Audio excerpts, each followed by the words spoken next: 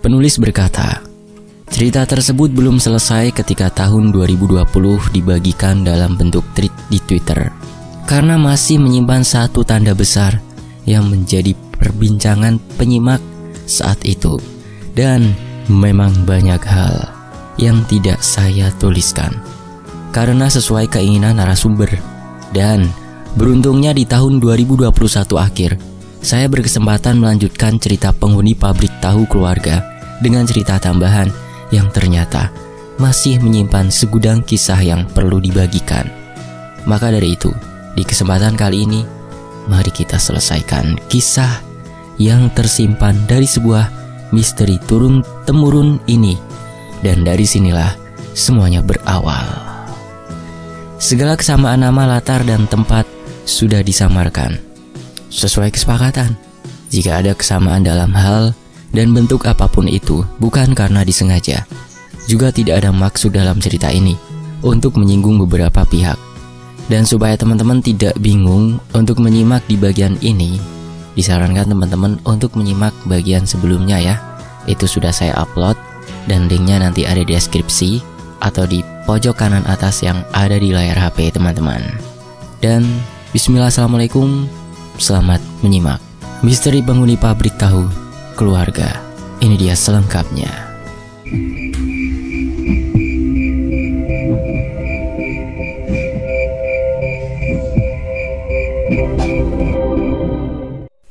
Waktu berlalu begitu cepat. Segala hal yang sudah terlewati hanya bisa menjadi dua hal: dikenang atau dilupakan begitu saja. Setelah di tahun 2014, aku mengalami banyak hal di waktu yang sangat singkat, dengan kurun kejadian yang sudah terjadi sangat begitu lama, puluhan tahun ke belakang, tentang keluarga dan pabrik tahu. Beruntungnya, membuatku mengerti dalam tentang apa itu sebuah pertanggungjawaban sebagai manusia, khususnya anak lelaki pertama dan satu-satunya, Wijaya Kartakusuma, yang menjadi penerus usaha yang sudah turun-temurun. Bahkan 2 kali lipat kurang usiaku sekarang umur pabrik.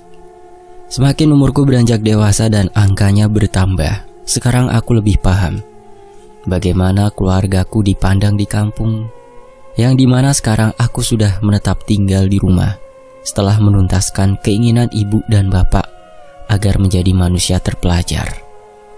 Gelar di belakang namaku dan di dalam kertas yang cukup bergengsi itu kini hanya menjadi tumpukan berkas yang tersimpan rapi saja di dalam lemari.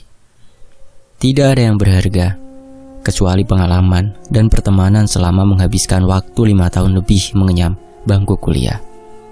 Berbeda dengan adik perempuanku satu-satunya yang kini memilih tinggal di kota yang sama denganku beberapa tahun ke belakang itu, dan menentukan pilihannya untuk menjadi tenaga pendidik.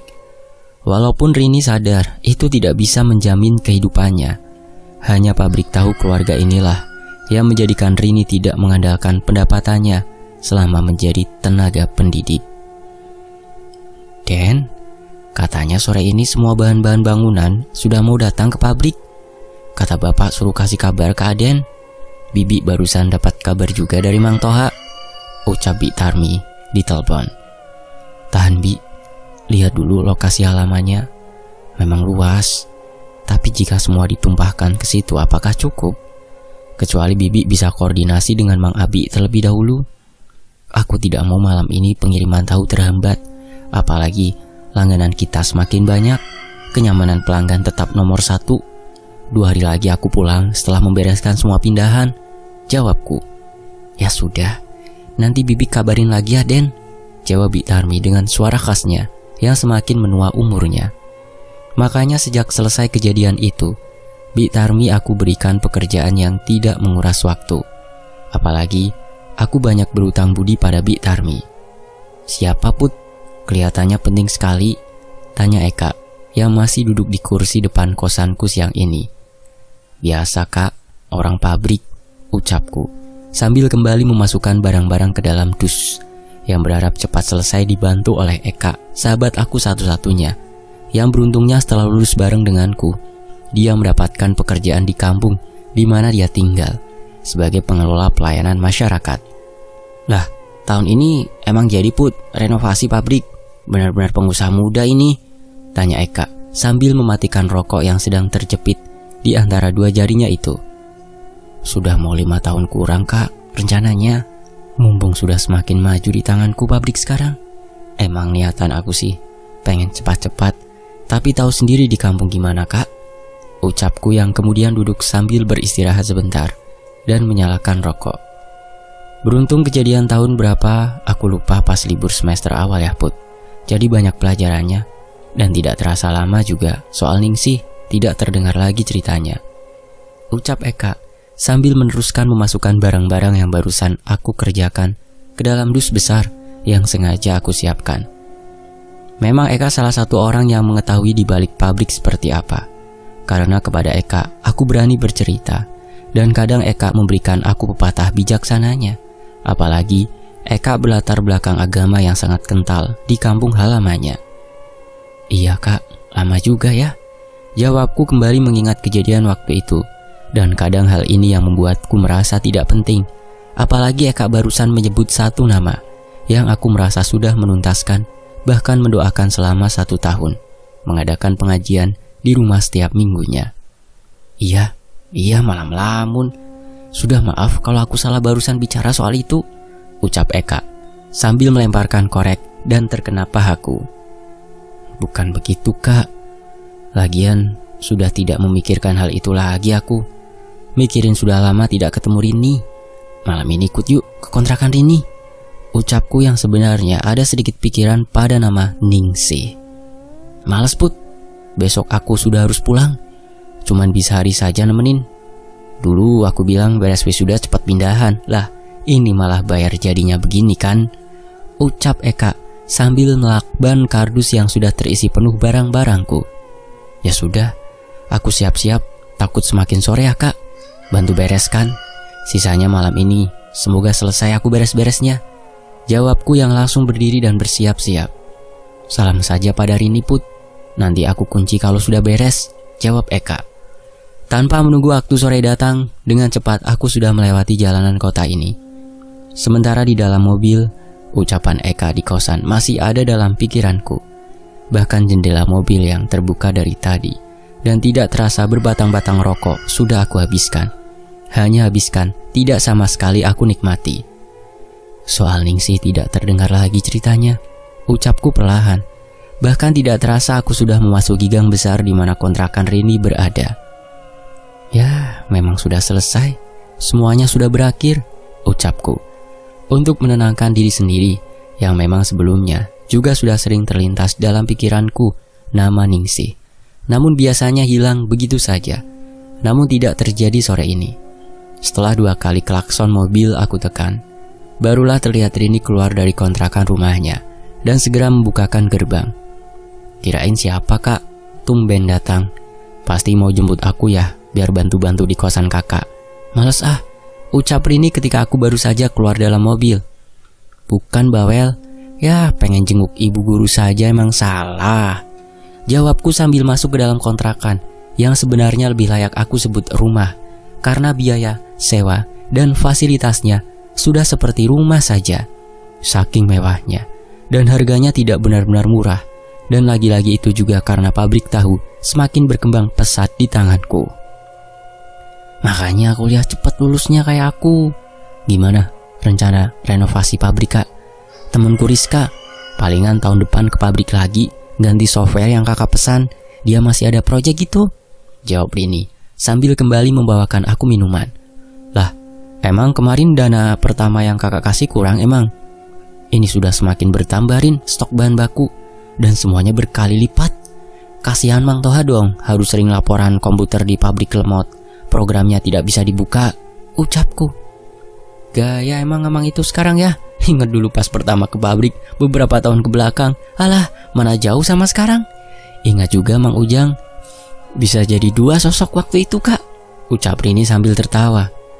Walaupun hal yang Rini ucapkan sangat lucu, namun anehnya aku tidak tertawa.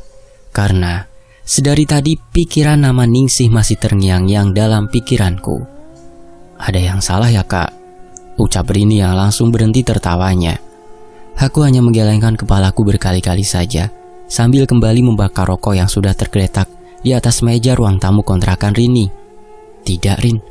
Semenjak Pak Kiai Haji meninggal setelah 1 tahun, kejadian di pabrik dan anaknya Pak Kiai pindah untuk mengurus pesantren yang baru didirikan di kota istrinya Pak Kiai itu. Soal pabrik, tidak pernah kakak tanyakan lagi keadaannya. Apalagi, barusan Eka yang lagi beres-beres di kosan kakak mengingatkan nama Ningsih. Dan barusan kamu, ucapku. Sudahlah, selama baik-baik saja, semua tidak akan terulang kembali, Kak. Lagian barusan aku bercanda. Aku tanya tadi soal renovasi pabrik, belum kakak jawab juga. Ucap Rini sambil berpindah duduk di sebelahku. Sementara matahari semakin menurun hari ini dengan cahaya yang masuk di antara celah gorden ruang tamu kontrakan ini. Dan pikiranku semakin mengingat setiap kejadian yang sudah terjadi waktu itu, di mana aku berada dalam setiap misteri yang berurusan dengan makhluk gaib itu. Sore ini di kampung bahan-bahan sudah mau turun, Rin, ke pabrik. Kakak besok atau lusa baru bisa pulang sambil bareng dengan mobil sewaan dari sini. Sebenarnya kesini kakak khawatirin nanti pas direnov bagian belakang pabrik aman tidak ya? Jawabku. Kenapa lagi tidak amannya, Kak? Aman lah, lagian tujuannya baik kok. Ingat kata almarhum Pak Kiai Haji, jangan mengaminkan hal-hal yang belum terjadi, nanti malah benar-benar terjadi, apalagi hal buruk sih, Kak, ucap Rini. Teman bapak rencananya setengah-setengah renovasi nanti. Kakak tetap tidak mau produksi berhenti. Sudahlah, pikiran kakak saja ini yang aneh-aneh ya, ucapku sambil membuka minuman segar yang barusan Rini bawakan dan aku meminumnya sampai habis. Sudah, nih dengerin aku, Kak. Aku janji nanti ambil cuti deh di sekolah bareng sama Rizka datang ke pabrik kayak waktu itu. Nah, sekarang kan tidak akan lama kayak dulu, palingan 2 hari di akhir pekan. Lagian 1 bulan lagi tahun baru juga, ucap Rini mencoba menenangkan aku. Baik, itu ide bagus, jawabku sambil melemparkan puntung rokok keluar. Dan hal itu membuat mata Rini otomatis melotot kepadaku. Aku mau keluar, mau titip tidak? Malam pulangnya, tapi kalau mau ke kosan, kakak kuncinya simpan di sana ya, ucap Rini sambil berdiri. Tiduran dulu di sini, nanti kakak maleman pulangnya. Macet juga loh jam segini, jawabku sambil melepaskan sepatu dan langsung menjatuhkan badan di sofa yang sekarang aku tempati. Tidak sih, seharusnya tidak akan pernah terjadi lagi. Alasan apapun itu, ucapku sambil melihat handphone yang ternyata Eka sudah mengirimi aku beberapa foto barang yang sudah dimasukkan ke dalam dus dan Eka pamit pulang. Makasih, Kak, aku tunggu di kampung halaman. Janji seorang lelaki harus ditepati. Ketikan pesanku yang aku kirim kepada Eka. Tidak lama, mata terpejam, terdengar ini pamit kepadaku dengan menutup semua gorden. Karena cahaya sore semakin mengeluarkan cahaya yang menjadi sebuah kewajibannya dikala cahaya siang benar-benar terang. Kasih dering handphone tuh kebiasaan. Nanti Bitarmi telepon gak keangkat, ucap Rini. Nih, tolong, ucapku sambil memberikan handphone ke Rini yang berada di atas perutku, bahkan tanpa membuka mataku lagi. Makanya sih punya cewek, udah umur segini gak ada yang merhatiin. Untung punya adiknya peduli, ucap Rini sambil terdengar handphone disimpan di atas meja. Dan aku langsung menutup telingaku dengan bantal sofa. Jangan terjadi lagi. Dulu juga sudah cukup, ucapku dalam hati. Sementara mata sudah semakin terlelap, karena hari ini dari waktu subuh kedatanganku ke kota, aku langsung membereskan kosan yang memiliki barang-barang tidak sedikit untuk nantinya aku bawa pulang ke rumah. Rini, berisik sekali tetangga kontrakanmu. Perempuan itu ketawanya, malesin banget punya tetangga tuh, ucapku dengan mata yang masih terpejam karena terganggu dengan suara ketawa seorang perempuan yang sangat jelas masuk ke dalam telingaku. Di sisi lain, terdengar olehku suara nada dering handphone berbunyi sangat keras sekali, bahkan berkali-kali. Namun tetap saja aku abaikan karena mata masih belum bisa aku ajak untuk terbuka. Sudah hampir 3 kali suara nada dering itu berbunyi, barulah aku perlahan meraba di mana posisi handphone dengan mata yang masih mengantuk. "Halo," ucapku dengan suara yang lemas. "Maaf Den, kalau lagi istirahat bukannya tidak baik tidur setelah waktu maghrib?" "Ada kabar Den," ucap Bi Tarmi, namun suaranya tidak seperti biasanya, terdengar gugup sekali. "Gimana Bi? Sebentar aku bangun dulu," ucapku, yang langsung melihat ke arah jam yang menempel di dinding. "Yang mau ukur-ukur pabrik tidak jadi ke halaman belakang tadi sore, dan bahan-bahan sesuai keinginan Aden belum ada keputusan," ucap Bi Tarmi. "Lah, kenapa bagian belakang tidak diukur Bi?" jawabku, mulai merasa ada hal yang tidak beres sedang terjadi di pabrik. "Katanya nunggu yang punya pabrik saja dulu. Hanya itu yang Bibi dengar, sisanya ya kelihatan aneh saja Den," jawab Bi Tarmi. Namun karena aku sangat mengenal dekat Bi Tarmi, ada hal yang belum selesai Bi Tarmi ucapkan kepadaku. Anu Den, tumben bahan-bahan busuk beberapa karung," ucap Bi Tarmi yang aku yakin sedang kebingungan. "Gimana Bi? Tidak salah dengar aku? Beberapa karung maksudnya?" tanyaku yang mulai perlahan membenarkan perasaan dan pikiran burukku pada pabrik. "Nanti saja Aden, kalau pulang Bibi jelaskan," jawab Bi Tarmi, semakin menunjukkan dari nada ucapannya semakin menakutkan. "Ya sudah, Bibi pulang. Malam ini juga aku pulang. Nanti besok ketemu di pabrik," ucapku sambil menutup langsung telepon. Aku langsung berdiri dan membuka pintu depan kontrakan Rini. Sementara hari sudah benar-benar gelap, apalagi sebentar lagi adzan Isya akan segera berkumandang. Baru saja aku menyalakan satu batang rokok yang bungkus dan koreknya aku genggam sambil berdiri. Terlihatlah motor Rini masuk ke dalam gerbang bersama 2 motor lainnya yang aku kenal sebagai teman-temannya Rini. Satu persatu, teman-teman Rini yang mengenal aku sebagai kakaknya menyapaku dan aku persilahkan masuk ke dalam. Kecuali Rini yang aku tarik tangannya setelah selesai melepaskan helm dari kepalanya. "Kenapa? Kok begitu mukanya?" ucap Rini sambil memberikan minuman kopi dingin kepadaku. "Kakak mau pulang malam ini, penting. Tolong besok sebisanya kamu ke kosan kakak. Pakai kunci cadangan sekalian kasih ke rumah ibu kosan. Sisa barang yang belum dibereskan, tolong sekali cari dan bayar orang untuk bantu kamu ya. Nomor mobil angkut nanti kakak kirim dan alamat rumah kamu kasih. Tolong sekali ini," ucapku perlahan menjelaskan sambil perlahan kaki yang masih menggunakan kaos kaki aku masukkan ke dalam sepatu slip-on punyaku. "Pabrik ya kak?" tanya Rini. "Iya Rin, masa bahan-bahan yang umurnya masih lama sudah busuk lagi? Mana ada pabrik nyimpen bahan busuk?" ucapku. "Kok bisa ya kak?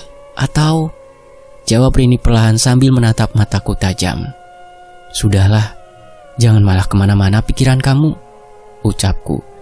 Padahal aku sendirilah semenjak telingaku mendengar kabar bagian belakang pabrik tidak bisa diukur sudah mengarah ke ucapan Rini barusan yang aku potong terlebih dahulu.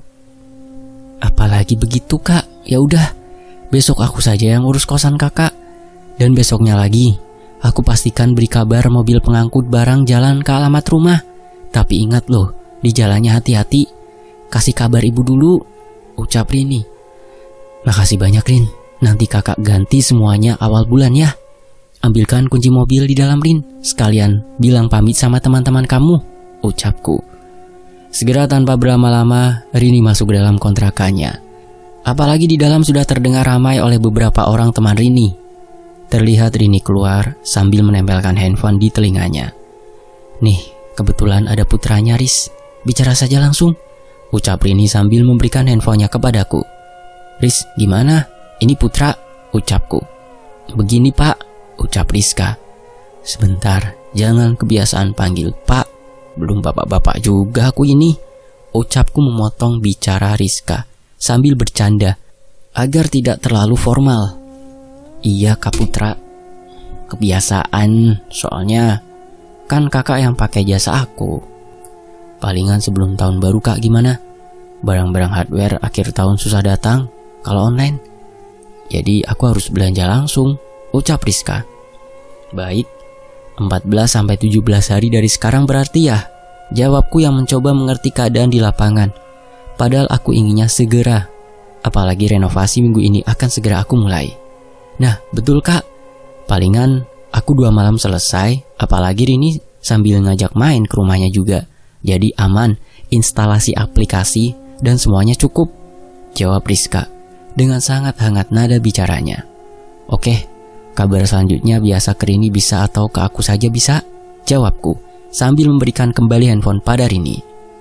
Anehnya Rini malah tersenyum sangat manis melihat aku barusan bicara. Setelah beberapa kali yang Rini ucapkan tentang rencana kepulangannya nanti dengan Rizka, aku hanya mengisap rokok saja yang dari tadi sudah aku bakar. Aman? Tanyaku. Aman kak. Gih, sana berangkat. Biar sampai rumah jam 11 paling malam. Santai aja di jalannya, pesan Rini. Tadinya aku ingin bicarakan juga soal kejadian batalnya pengukuran di halaman belakang pabrik sore ini pada Rini. Namun aku mencoba menjernihkan pikiranku bahwa hal itu terjadi karena letak dan posisi bagian belakang pabrik saja yang susah. Setelah aku injak puntung rokok dan Rini mencium tanganku sebagai kakaknya, segera aku masuk ke dalam mobil dan setelah memastikan semuanya aman, tidak ada yang tertinggal malam ini juga, aku putuskan untuk pulang. Karena tidak mau ada hal yang menghambat renovasi pabrik yang pertama kali setelah puluhan tahun lamanya berdiri. Hati-hati, ucap Rini yang terlihat dari gerakan mulutnya ketika terkena sorotan lampu mobil city car aku ini. Di sepanjang perjalanan keluar dari kota dengan segala kemacetannya malam ini, aku hanya menghabiskan rokok kembali dengan hanya ditemani radio kota yang memutar lagu-lagu terbaru saja dan tidak jarang mulutku mengikuti lirik yang aku dengar. Walaupun hal itu tidak membuat kecemasan pada bagaimana keadaan pabrik yang baru saja 1 hari aku tinggalkan. Namun hal lain yang membuatku tenang sudah mendapat kepastian jadwal dari Rizka untuk menambah ruang penyimpanan dalam aplikasi yang digunakan selama ini di pabrik semenjak tahun 2014 akhir itu. Baru saja keluar dari kemacetan kota, dengan menghabiskan beberapa menit terlihat di handphoneku sudah ada panggilan masuk dari Bik Tarmi kembali, yang memang sejak beberapa tahun ke belakang menjadi kesalahanku hanya mengajarkan Bik Tarmi untuk menggunakan handphone untuk telepon, tidak untuk bisa sekedar mengirim pesan, apalagi mengingat umur Bik Tarmi. Den, jadi pulang? Sepertinya Bibi tidak jadi pulang. Bahan-bahan malah banyak belatung yang keluar dari isi karung, ucap Bik Tarmi dengan masih terdengar tidak tenang sekali dari nada bicaranya. Lah, kok bisa Bi? Jadi ini di jalan. Kira-kira jam 11 lebih aku langsung ke pabrik saja Bi. Tolong bereskan dan kondisikan ya sama Mang Toha. Jawabku yang sebenarnya sangat kaget. Mang Deden, Jajang, Agus, dan juga Bagus ada semua Den. Ini lagi pada bersihin dulu, jawab Bik Tarmi. Ya sudah, apalagi begitu. Sudah ya Bi, aku tanggung ini lagi nyetir, ucapku yang langsung menutup telepon. Kalau semua pekerja bantu berarti bukan sedikit bahan produksi yang busuk. Kemungkinan dari kedelai, tapi kenapa bisa seperti itu? Ucapku sambil menambah kecepatan laju mobil. Apalagi sekarang, aku sudah masuk jalan utama lintas kota. Sepanjang jalan aku berharap melewati jalanan yang memiliki cerita rawan kecelakaan. Setidaknya ada 4 titik dengan cerita melegenda yang membuatku harus sedikit menginjak gas mobil dan lebih serius menyetir. Apalagi pikiranku sekarang dalam sebuah kebingungan yang tentunya dasar logika pemikiranku tidak serta-merta bisa menerima kabar dari pabrik. Anehnya ibu, bapak, dan Bi Ihmah sama sekali tidak memberikan kabar. Namun aku yakin Mang Toha bisa mengatasi hal sepele ini. Setelah hampir 2 jam lebih mobil yang aku kendarai melaju, dan tidak terasa juga minuman kopi dingin dari Rini mulai habis. Aku hanya berfokus menyetir dengan berusaha mengesampingkan kecemasan semataku saja. Namun dari tidak berbunyinya lagi suara nada dering handphone yang sambil aku charge dari tadi di dalam mobil bisa sedikit membuat rasa tenang datang menghampiriku saat ini. Harusnya perkataan Eka di kosan siang tadi tidak membuatku seperti ini. Penyebabnya kembali juga tidak ada. Sudah lama ini waktunya, ucapku yang tidak terasa setelah 4 jam perjalanan karena macet di dalam kota membuatku baru masuk ke kabupaten di mana kampungku berada. Apalagi perlu setengah jam lagi dari sini untuk menuju ujung kecamatan. Beruntungnya, jalanan jika malam hari mulai sepi. Andai kata di siang hari, apalagi sore, pasti memakan waktu yang semakin lama. Rokok, iya sudah habis, ucapku, sambil menepi ketika melihat satu-satunya warung di kampung ini yang buka sampai jam 2 dini hari. Pak, biasa, 1 selop saja, ucapku. Nak Putra, sepertinya sudah dari jauh ya, tumben jam segini, jawab Pak Edi sambil mengambil rokok yang biasa aku beli. Biasa Pak Edi, jawabku. Di pasar kota, tahu Nak Putra ini semakin terkenal. Ibu suka bilang selalu habis. Ya kita orang sini bisa beli langsung ke pabriknya, ucap Pak Edi. Alhamdulillah Pak, sama tahu yang lain juga enak rasanya. Lagian tidak semua pasar kota bisa aku penuhi tiap hari. Kan masih banyak pabrik yang lain juga. Ya kecuali pasar kecamatan saja, jawabku sambil memberikan uang dan menerima plastik berisi 1 selop rokok. Suka merendah begitu. Orang semenjak di tangan Nak Putra tahunya jadi naik. Pasar kota sudah ramai tahu dari kampung sini, namanya jadi ikut keangkat. Alhamdulillah, ucap Pak Edi sambil memberikan kembalian. Setelah selesai menerima kembalian, aku pamit pada Pak Edi dan warga kampung sini. Hampir semuanya memandang aku dan keluargaku semakin terpandang.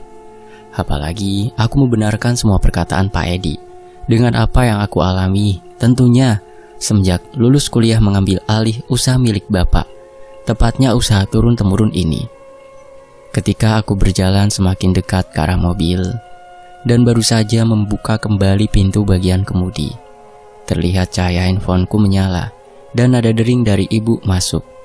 Bu, ini sudah masuk kampung aku, jawabku setelah aku angkat telepon dari ibu. Cepat ke pabrik, katanya ada masalah.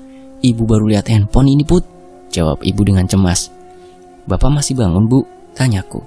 Sudah tidur, makanya ibu tahu baca pesan dari Rini, tadi kamu pulang. Cepet ya ke pabrik, ucap ibu semakin cemas sekali. Ibu tidur, jangan tunggu aku pulang ya, kasihan ibu, jawabku perlahan. Otomatis membuatku harus segera dengan cepat menuju pabrik. Apalagi sudah semakin dekat dan rasa penasaranku tentunya semakin hadir malam ini tentang apa yang sebenarnya terjadi. Memasuki kembali jalan belakang kampung yang memang dari dulu kakek aku Apis yang membukanya, membuatku tidak lama sudah melihat gerbang pabrik dan lampu menyala yang jauh lebih terang dari sebelumnya. Baru saja mobil yang aku kendarai masuk ke halaman pabrik, Bik Tarmi sudah berdiri di depan pintu pabrik yang menuju ruangan penyimpanan bahan-bahan. Segera dengan cepat setelah mengambil handphone dan menyobek bungkus plastik rokok dengan langkah yang sangat cepat, aku menemui Bik Tarmi. Maaf Bik, aku baru sampai, ucapku sambil memberikan salam. Bauden, jangan dulu masuk. Barusan habis dipel sama Bik Cucu dan Teh Lisa, jawab Bik Tarmi sambil menerima salamku. Ya sudah, ayo ke belakang sekalian panggil Mang Toha, ucapku. Iya Bibi sekalian seduhkan kopi dulu ya, pasti capek Aden ini, kasihan, jawab Bik Tarmi. Aku langsung memaksakan masuk 1 langkah ke dalam ruangan penyimpanan barang-barang. Dan benar saja, baru beberapa detik bau bangkai aku cium dan membuatku sangat mual sekali. Apalagi malam ini angin yang aku rasakan bisa membawa bau itu semakin dekat dengan 2 lubang hidungku ini. Apa bau belatung seperti ini? Ucapku sambil kembali mundur dan perlahan melihat stok bahan-bahan yang berkurang bukan hanya sedikit dan hampir setengahnya. Tidak mungkin sebanyak itu, ucapku sambil menggelengkan kepala, seolah tidak percaya dengan apa yang aku lihat, karena stok bahan yang seharusnya tersedia untuk beberapa minggu ke depan setengahnya sudah tidak ada. Segera dengan cepat aku memasuki pabrik. Semua pekerja sedang menjalankan tugasnya masing-masing. Apalagi tidak akan lama sudah mulai menyiapkan pengiriman hari ini yang tinggal menghitung jam. Sapaan dan senyuman yang diberikan pekerja yang sudah lama dan beberapa pekerja baru tentunya membuat aku sedikit senang, namun tidak membuat aku tenang. Dari kejauhan, Mang Toha sudah berdiri dari duduknya di halaman belakang ketika melihatku berjalan ke arahnya dan langsung melambaikan tangannya berkali-kali. "Mang, gimana?" ucapku. "Tuh Den, hampir 15 karung. Lihat saja, sengaja Amang simpan 1 karung sisanya diolah dulu, dikobakan, biar tidak menjadi limbah ke sungai," ucap Mang Toha sambil berjalan ke arah 1 karung yang sudah berdiri di dekat tiang. "Kok bisa sebesar ini ya, Mang? Setauku, biasanya seukuran beras. Masa ini bisa 2 kali lipatnya sih? Mana bau juga," ucapku sangat heran.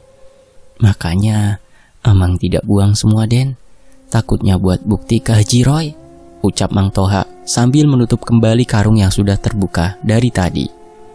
Segera aku duduk di teras di sebelah Mang Toha, menghadap kobakan dan pohon jati yang berdiri semakin tinggi dan besar, sambil membuka bungkus rokok dan langsung menyalakan korek api, dan masih tidak percaya dengan belatung yang barusan aku lihat. "Anehnya Den, tanya deh sama Bi Tarmi tuh kebetulan kesini. Kata Deden ada perempuan masuk ruangan penyimpanan bahan," ucap Mang Toha. "Ini Den, kopinya sama Mang Toha juga," saut Bi Tarmi. "Bibi saja jelaskan sama Den Putra, Amang takutnya keliru," ucap Mang Toha perlahan dan langsung minum sedikit kopi panas. Percaya tidak percaya sih Bibi juga, tapi Mang Deden wajahnya langsung pucat. Tidak bohong ketika bicara sama Bibi, malah baru pertama melihat wajahnya pucat seperti itu, jawab Bi Tarmi dengan wajah yang seolah tidak percaya setelah apa yang dilihatnya. Aku hanya menarik nafas dalam-dalam dan membuangnya secara perlahan. Apalagi perjalanan pulang lumayan menguras tenagaku dan membuatku sangat lelah. "Nah Den, perempuan yang Mang Deden lihat itu jalannya pelan. Namun ketika masuk ke ruangan bahan-bahan tidak keluar lagi. Mang Deden nyangkanya itu Teh Epi karena perawakannya tinggi kecil. Namun setelah Mang Deden tunggu beberapa menit tidak kembali dan memastikan Mang Deden masuk ke ruang pembungkusan, semakin kaget melihat Teh Epi sedang bekerja seperti biasanya," ucap Bi Tarmi menjelaskan perlahan. "Mang Deden mana sekarang Bi?" tanyaku perlahan setelah beberapa kali hembusan asap rokok keluar dari mulutku.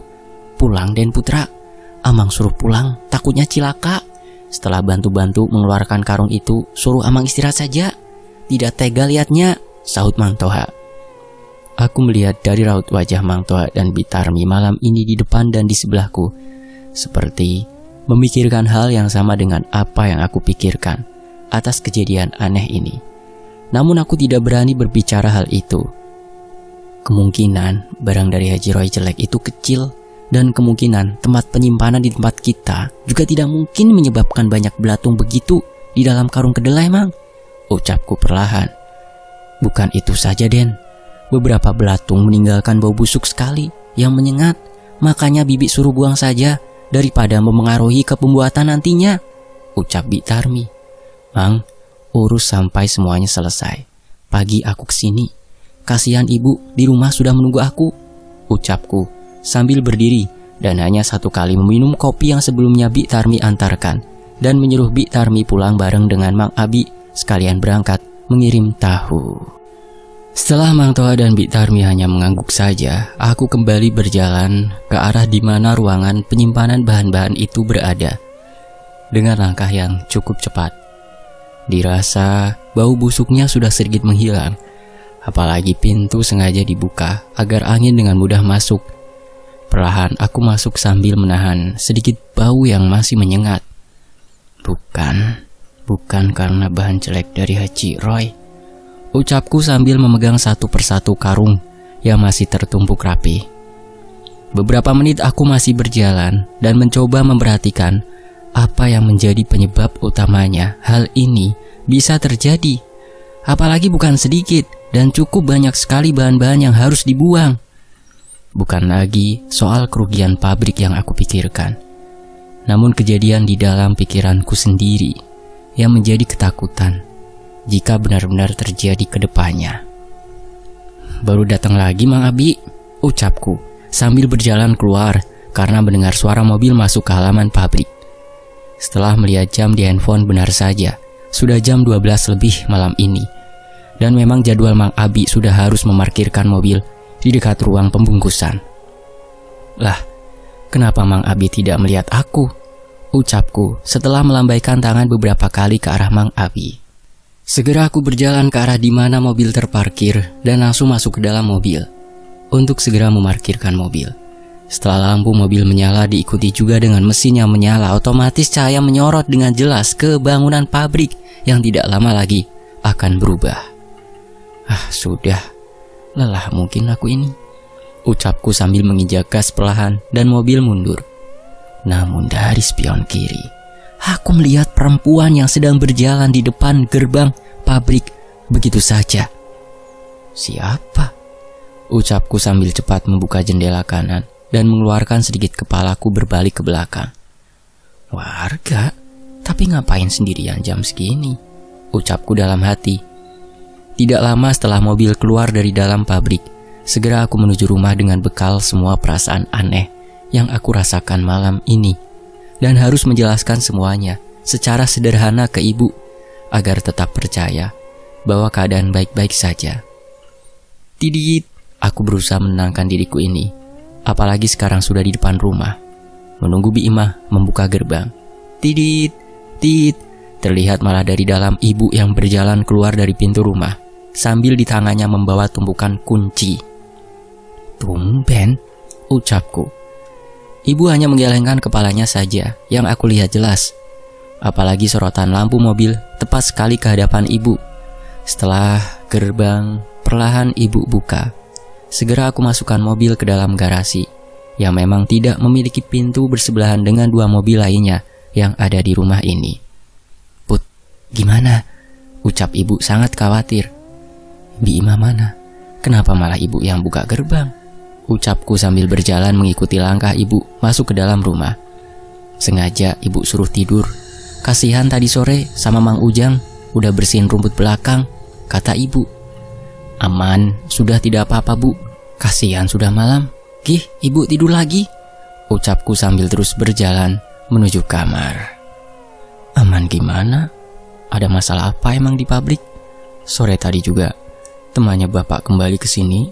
Katanya sisa bagian belakang yang belum diukur. Ucap ibu yang tetap mengikuti langkahku masuk ke dalam kamar. Itu ada yang jelek saja beberapa karung bahan kedelai bu, tapi sudah bisa Putra atasi, ucapku sambil duduk di atas kasur, diikuti juga hal yang sama oleh ibu. Sudah 2 hari lebih, ibu ngerasa selalu tidak enak hati Put. Kepikiran pabrik, padahal harusnya biasa aja. Apalagi rencana bertahun-tahun bakalan terwujud sebentar lagi soal renovasi. Apalagi sejak kamu pergi beres-beres kosan, kata ibu sambil menatap ke arahku dengan cemas. Sudah, semuanya terkendali bu. Besok atau lusa, kalau teman bapak datang lagi, didampingi Putra juga pasti selesai.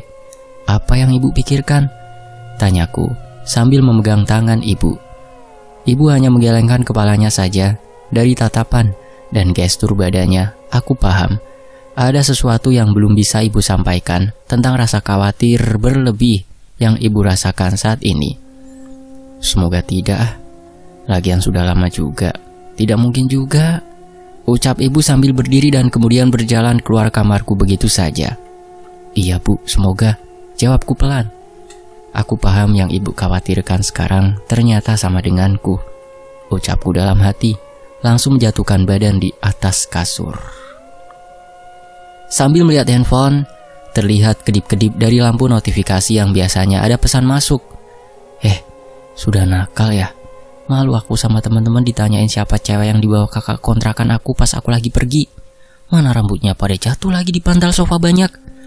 Jadinya teman-teman aku mikir kemana-mana kak. Lagian gak bilang. Bahkan aku membaca pesan masuk dari ini berkali-kali, apalagi aku baru paham maksudnya. Baru sampai rumah, langsung ke pabrik barusan. Gak usah ngada-ngada lah, kan tahu kakak juga tidur. Aneh-aneh saja kamu Rin. Dan langsung aku kirim pesan itu, walaupun pesan masuk dari ini sebelum hari berganti. Dan untuk memastikan aku baca lagi pesan itu secara perlahan. Tapi memang aku dengar sih suara ketawa perempuan itu sore pas tidur di kontrakannya Rini. Ucapku perlahan dan kembali mengingat kejadian sore itu ketika tertidur.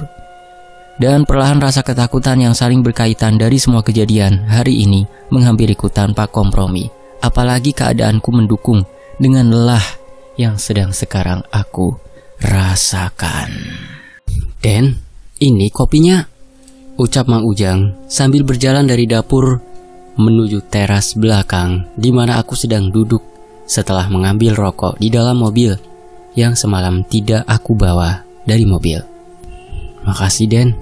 Tuh, Bapak barusan nanyain sama Amang," ucap Mang Ujang sambil duduk di sebelahku.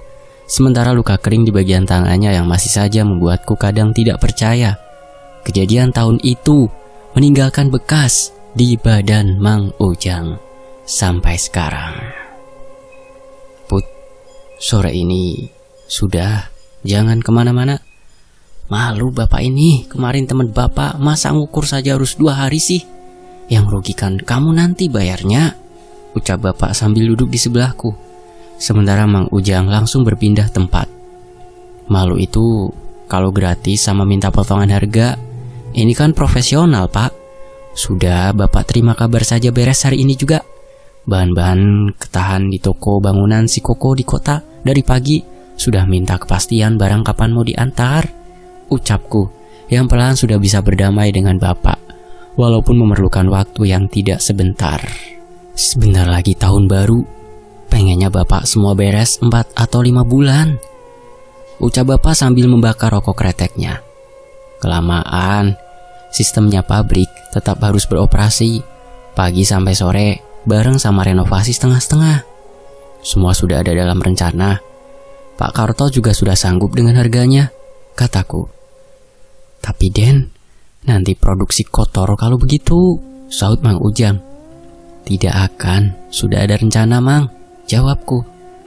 "Syukurlah, puluhan tahun bangunan itu akhirnya akan berubah setelah 4 pemegang yang mengurusnya. Kakek Bapak dulu, sampai Apih, kakek kamu Put, ke Bapak, dan sekarang barulah di tangan kamu. Semoga bisa mengakhiri semuanya juga," ucap Bapak perlahan. "Memangnya apa Pak yang belum berakhir?" tanyaku. Bapak kemudian berdiri dan masuk dengan jalan yang harus dibantu oleh tongkat, karena keadaannya sudah tidak seperti dulu lagi. Padahal umurnya belum terlalu tua sekali. "Amang paham maksud ucapan Bapak barusan," ucapku. Mang Ujang hanya menggelengkan kepala saja. Apalagi tiba-tiba terdengar teriakan kencang Biimah dari halaman belakang sangat kencang memanggil Mang Ujang untuk membereskan pekerjaan kemarin yang belum selesai. "Soal kejadian semalam, berarti Bapak belum mengetahuinya," ucapku perlahan sambil mematikan rokok dan berjalan perlahan menuju garasi di mana motor trail yang biasa aku gunakan terparkir. "Put," ucap ibu sambil berjalan buru-buru sambil keluar dari pintu depan. "Kenapa Bu?" "Ini Putra mau ke pabrik dulu," jawabku. Sementara mesin motor sudah menyala karena sengaja aku panaskan sebelum aku gunakan. Kalau barang dari Haji Roy jelek, rasanya tidak mungkin. Sebelum kamu lahir bahkan semenjak di tangan Api juga tidak pernah kejadian seperti itu, kata ibu perlahan. Iya, Putra awalnya berpikir sama dengan ibu, tapi kan namanya juga kedelai tidak selamanya bagus. Nanti siang dikit Putra hubungi Pak Haji Roy. Udah jangan jadi pikiran. Lagian tidak banyak Bu yang jeleknya juga, jawabku. Padahal aku berbohong agar ibu tidak terlalu memikirkan hal-hal yang sebenarnya penuh dengan keanehan. Tidak boleh sampai bapak dan ibu tahu, ucapku dalam hati. Iya, makanya ibu juga tidak bilang sama bapak. Awas, ingat sebentar lagi gajian, udah kamu siapkan, kata ibu. Nah iya, mendingan begitu Bu, takutnya malah jadi pikiran. Putra hanya ingin ibu dan bapak menikmati hari tua dengan tenang. Soal gajian pekerja, aman Bu, jawabku. Padahal kenyataannya baru hari ini aku akan menghitung semuanya. Karena tinggal belasan hari lagi bulan akan habis dan tahun akan berganti. Dirasa cukup memanaskan mesin motor, aku segera pamit kepada ibu pagi ini. Apalagi matahari mulai meninggi. Setelah memastikan rokok dan charger handphone berada di saku celanaku, segeralah aku pamit pada ibu. Ada sedikit ketenangan yang aku rasakan. Wajahnya jauh berbeda dengan semalam ketika bicara denganku di kamar. "Tenang Bu, semuanya akan baik-baik saja," ucapku. Setelah beberapa tahun ke belakang, aku yang mengurus pabrik tidak jarang membuat warga kampung ini jika berpapasan denganku di jalan selalu menyapaku dengan cara menyalakan klakson atau hanya dengan menganggukkan kepalanya. Dan hal itu memberikan sesuatu hal perubahan besar di keluargaku. Karena dulu, yang aku tahu dari zaman Bapak terkesan menjaga jarak dengan warga kampung ini, berkaitan sebelum pabrik kondisinya seperti sekarang. Walaupun tidak gampang, perlu 1-2 tahun lamanya. Sesampainya di pabrik pagi ini, hanya Mang Toha saja yang sudah terlihat di ruangan penyimpanan bahan-bahan. Sementara, pekerja yang lainnya akan datang setelah waktu sholat duhur. Apalagi, bagian pengemasan biasanya malam hari baru mulai bekerja. Dan hal itulah yang mendukung semua rencana renovasi yang sudah disepakati juga oleh Pak Karto. "Den!" teriak Mang Toha. Segera aku berjalan menuju ruangan penyimpanan setelah memarkirkan motor di tempat biasa.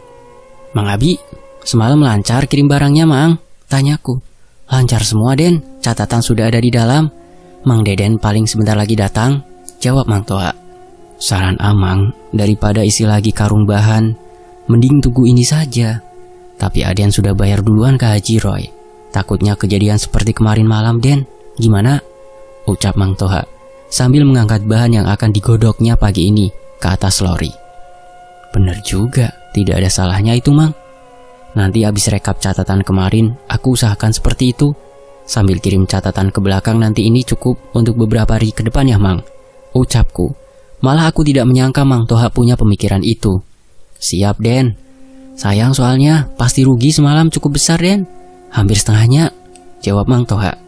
"Sama satu lagi, bilang kayu sore ini Amang bayar dulu. Tapi untuk bulan depan, jangan dulu dikirim. Sedikit-sedikit saja, nanti susah parkir mobil. Bahan-bahan bangunan beberapa hari lagi sampai di sini, Mang," ucapku. Setelah Mang Toha mengerti, barulah aku berjalan melalui samping bangunan tua pabrik ini, sambil tanganku menyentuh tembok, dan terus berjalan juga memperhatikan tanaman ibu yang sekarang dirawat oleh Bi Tarmi. Karena semenjak kejadian di pabrik tahun itu, ibu sudah jarang sekali datang ke pabrik. Begitu juga dengan Bapak dan Mang Ujang. "Semoga lancar semuanya, Pi. Biar umur pabrik semakin panjang lagi," ucapku. Walaupun tidak tahu kenapa bulu di lengan dan di pundak berdiri begitu saja. "Aneh," ucapku. Sesampainya di teras belakang, aku langsung melepas sandal dan duduk seperti biasanya.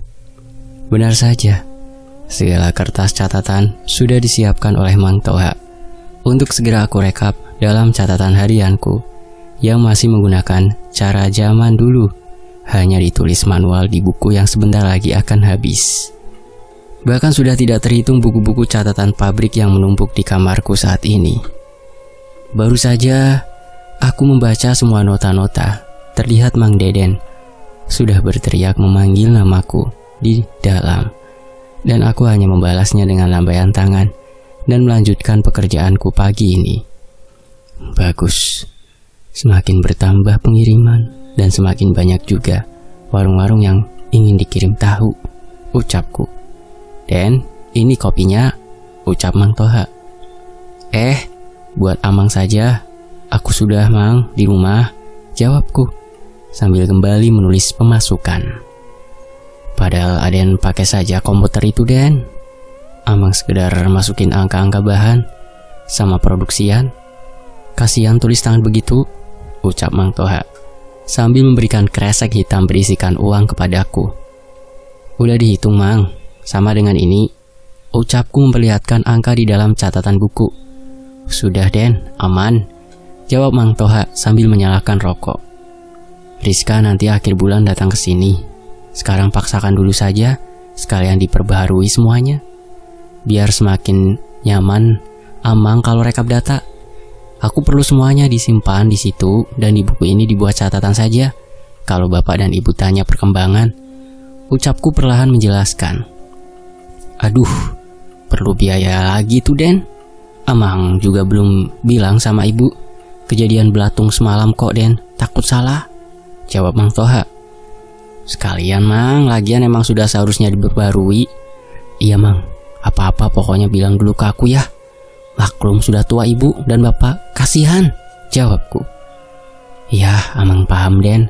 Kalau udah semuanya, Amang masukin ke aplikasi Den, ucap Mang Toha. Segera aku kasih semuanya data ke Mang Toha, yang biasanya malam nanti aku bawa ke rumah setelah masuk ke data di pabrik. Sementara meja komputer menghadap ke arah tumpukan kayu dan tungku pembakaran yang sengaja aku menyimpannya di sana agar Mang Toha masih bisa melihat produksi pabrik dengan jelas. Rugi sih kejadian malam kemarin, ucapku menggelengkan kepala dan melihat ke buku catatan dengan nominal karung kedelai yang terbuang begitu saja.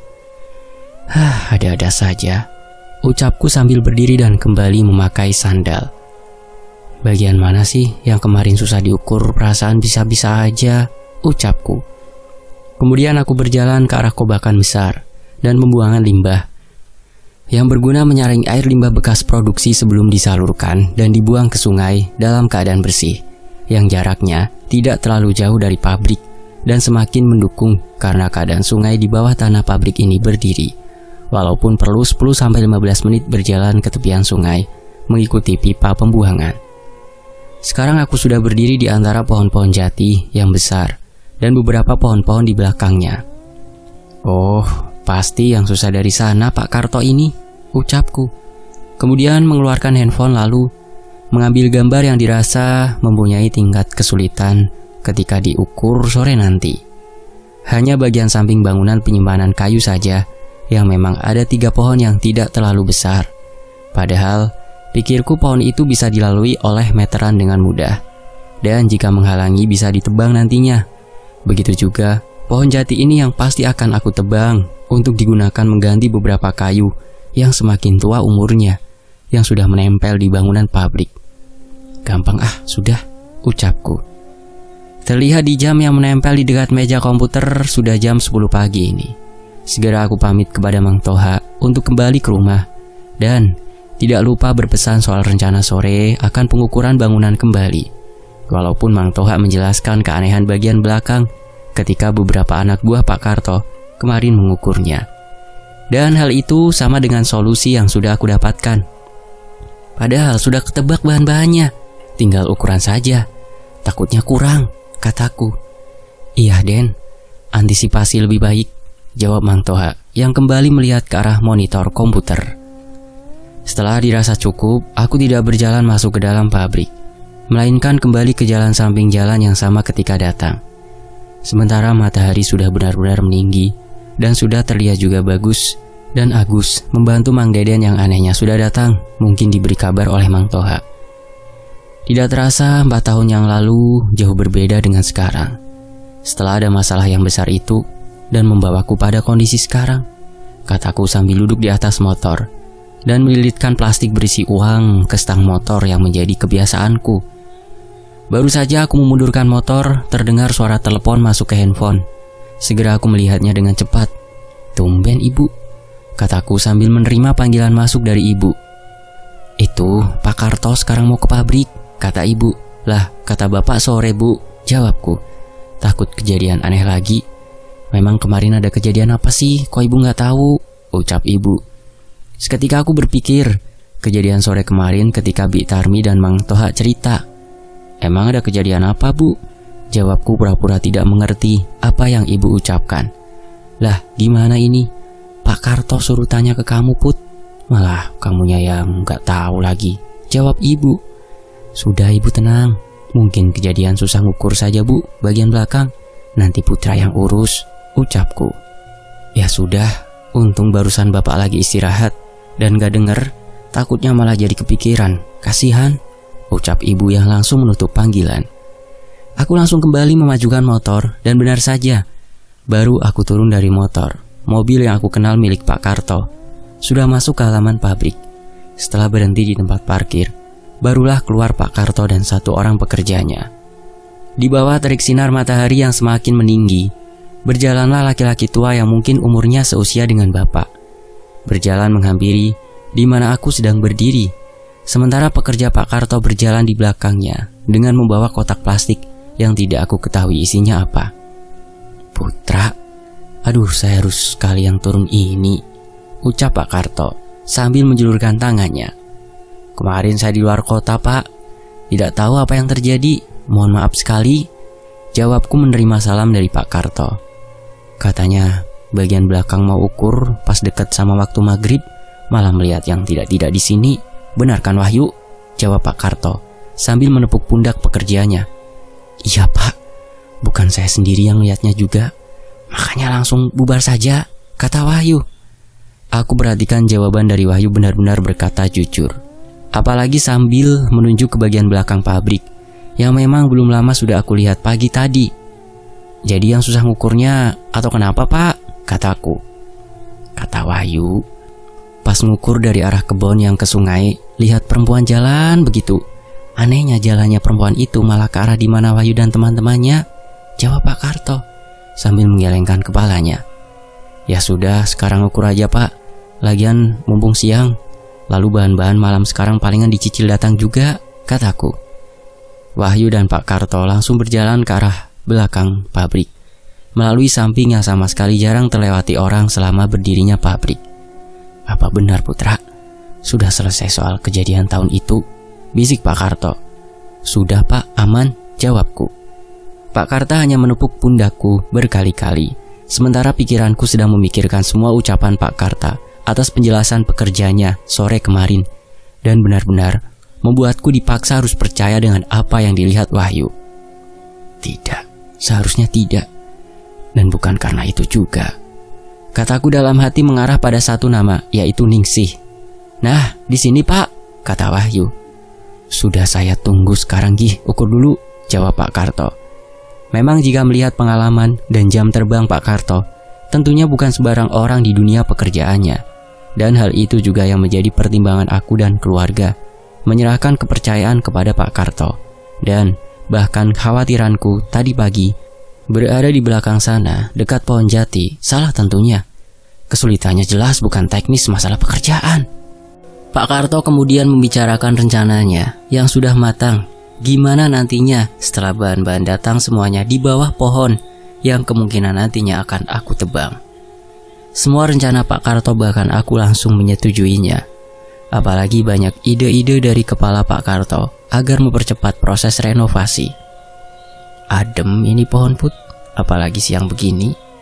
Nanti saja tebangnya, biar nanti bisa dipakai pekerja Bapak buat istirahat pas ngerjain samping sini, kata Pak Karto. "Boleh Pak, gimana baiknya saja," jawabku. Aku tetap saja memperhatikan bagaimana Wahyu bekerja, dan benar-benar mudah sekali untuk mengukur bagian belakang pabrik. Tidak seperti yang kubayangkan sebelumnya. Pak Karto kemudian melambaikan kode dari tangannya ke arah Wahyu, dan langsung dijawab juga oleh lambaian tangan Wahyu. "Tuh kan, cepet. Harusnya kemarin sudah selesai ini," kata Pak Karto. "Iya aneh. Benar berarti yang dilihat Wahyu kemarin," ucapku dalam hati.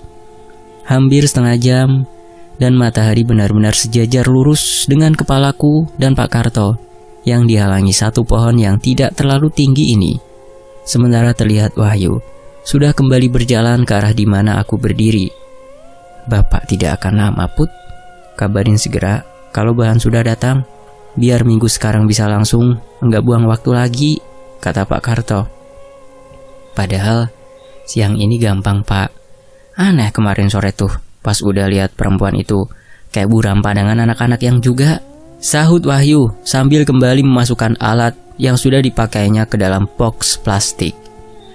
Aku hanya mengangguk dan mencoba memahami apa yang terjadi sore kemarin. Bahkan ketika Pak Karto pamit dengan Wahyu, sama sekali tidak aku antar lagi ke halaman depan pabrik lagi. Aku hanya menatap ke arah lurus kebun yang menuju sungai. Perlahan merangkai kembali cerita Wahyu.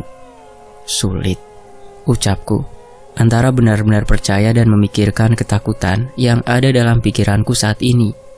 Dari sana, hanya ada sungai besar sebagai ujung kampung. Sore hari bisa jadi benar-benar manusia, atau, kataku sambil berbalik badan dan berjalan ke arah depan pabrik.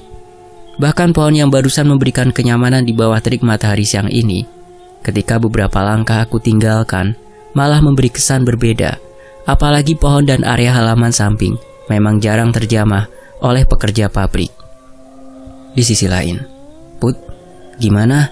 Ada masalah apa?" kata Pak Karto itu, kata ibu sambil duduk di sebelahku yang sedang menghitung hasil pengiriman malam kemarin di tengah rumah.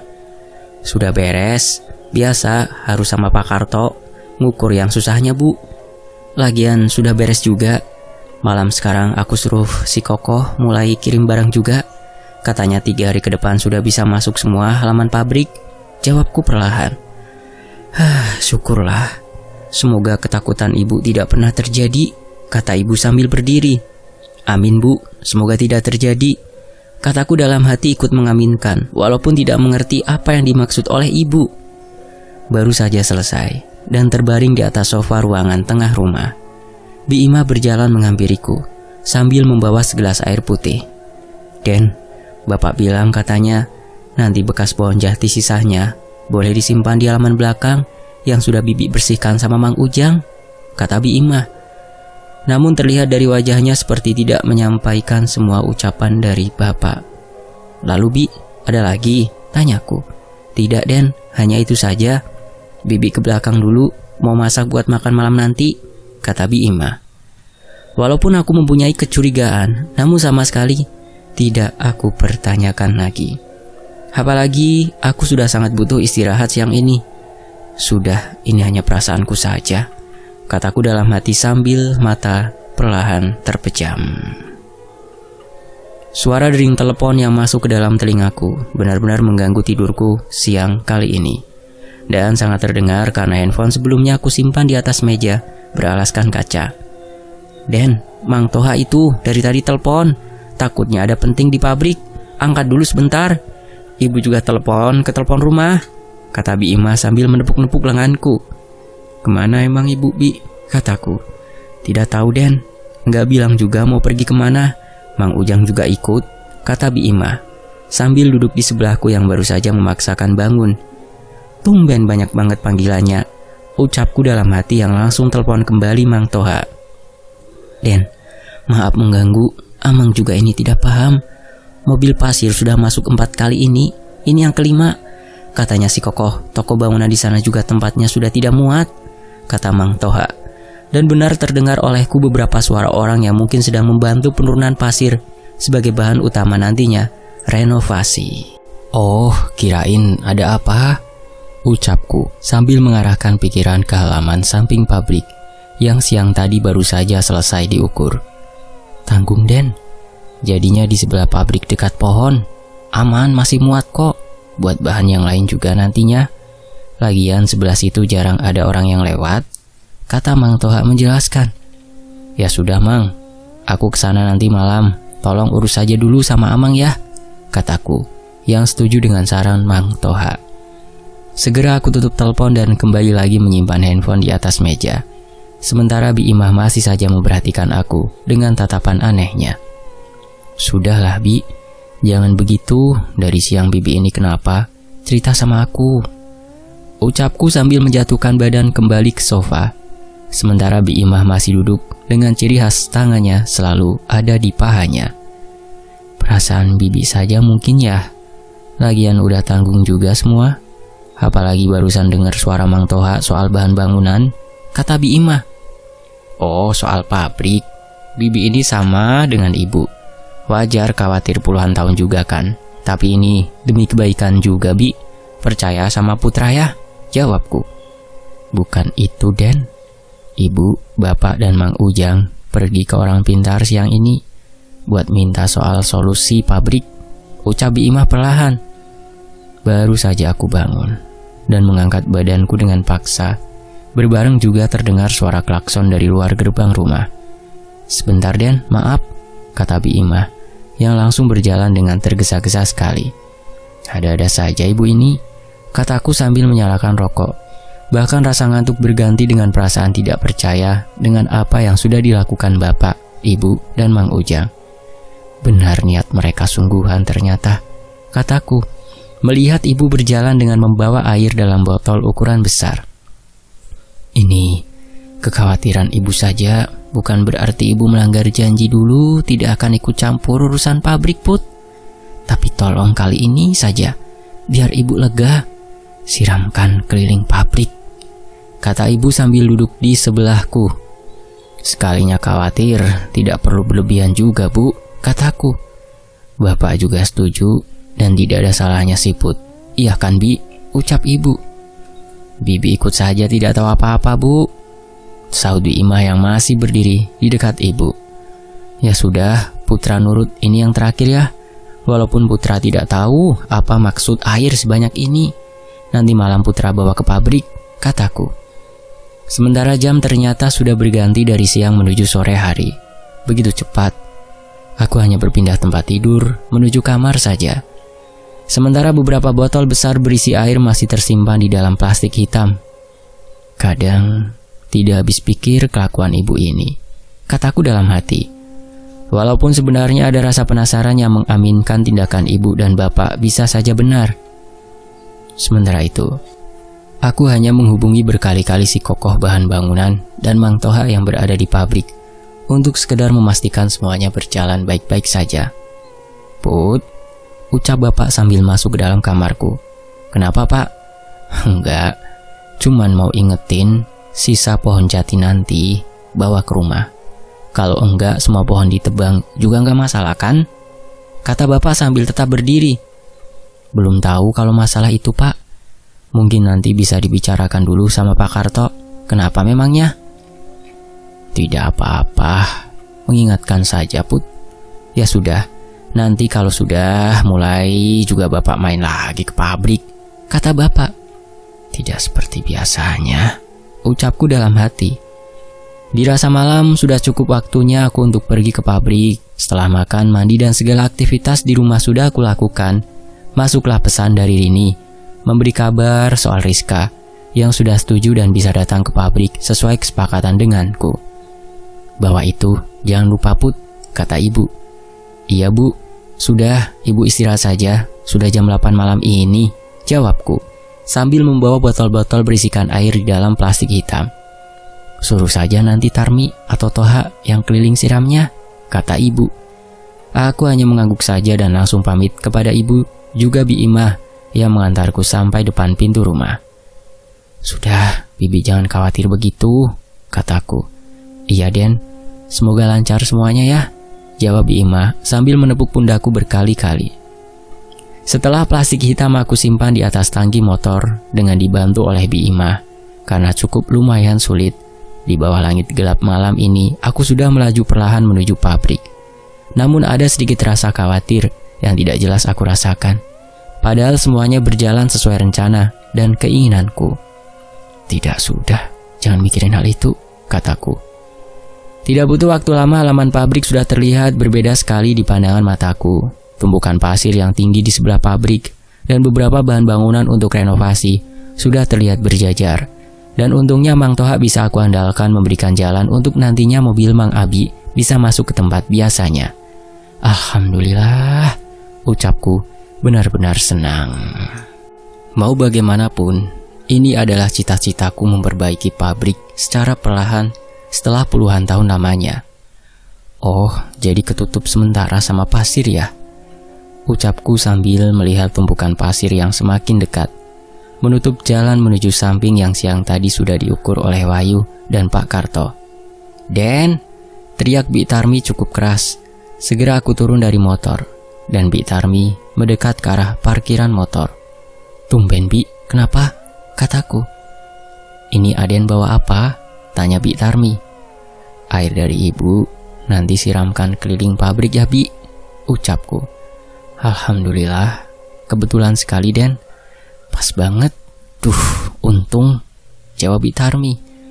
Aku hanya menatap wajah Bi Tarmi dengan kebingungan, tidak mengerti apa yang barusan Bi Tarmi katakan, dan langsung mengeluarkan rokok untuk segera aku bakar. Den, di tumpukan pasir sana, ucap Bi Tarmi sambil menunjuk ke arah tumpukan pasir. Iya, Bi, kenapa? Tanyaku semakin penasaran. Anu, Den, semoga salah yang dilihat Bibi pas datang maghrib, ucap Bi Tarmi. Seketika pikiranku langsung mengarah pada kejadian yang sama yang dialami Wahyu kemarin. "Bibi, lihat apa?" kataku semakin tidak tenang sambil menghisap rokok. "Perempuan, Den, baju hitam di sana," kata Bi Tarmi perlahan. "Serius, Bi?" jawabku. "Serius, Den. Yang Bibi takutkan kejadian bahan-bahan banyak belatung perempuan yang sama yang dilihat sama Mang Deden," kata Bi Tarmi. Aku langsung terdiam. Tidak ada sepatah kata pun lagi yang keluar dari mulutku. "Ningsih bukannya, Bi? Seperti 4 tahun ke belakang," kataku perlahan. "Takutnya lagi pengaruh sama renovasi pabrik, Den," jawab Bi Tarmi perlahan dengan penuh ketakutan. Bersambung. Entah apa lagi yang akan dihadapi Putra, akan kecemasan yang dirasakannya sekarang. Dari sisi lain, keinginan perlahan mengubah segala hal tentang pabrik tahu yang sudah puluhan tahun berdiri akan terlaksana. Namun, juga beberapa pertanda datang dengan sendirinya menghampiri Putra. Kecemasan yang diaminkan oleh perasaan bisa saja terjadi, tapi untuk kecemasan dia kembali, semoga tidak pernah terjadi lagi. Kita akan berjumpa di bagian berikutnya, Penghuni Pabrik Tahu Keluarga, Season 2. Sebuah kisah misteri turun-temurun, dan terima kasih juga kepada teman-teman yang sudah menyimak bagian pertama yang sudah saya upload ya, sampai dengan selesai. Terima kasih atas dukungannya, itu sangat berarti sekali untuk saya. Walaupun saya selalu sadar, banyak sekali kekurangan dalam tulisan saya, dan saya selalu berusaha untuk memperbaiki dan memberikan sajian tulisan yang bisa teman-teman nikmati. Semoga segala rezekinya diganti lebih, amin. Sampai jumpa di bagian berikutnya, tetap di Fakta Sejarah. Saya pamit. Wassalamualaikum warahmatullahi wabarakatuh.